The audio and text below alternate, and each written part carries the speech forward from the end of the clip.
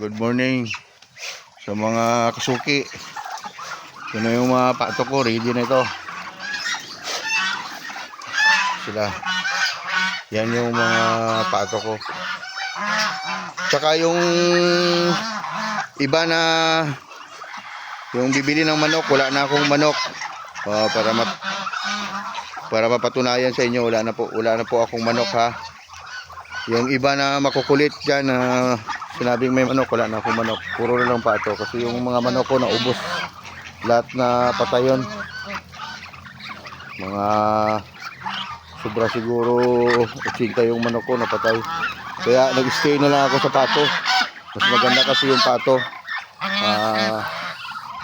Patagal magkasakit. Ito pala yung mga binibenta ko. Ready to pick up na ito kung yan sila.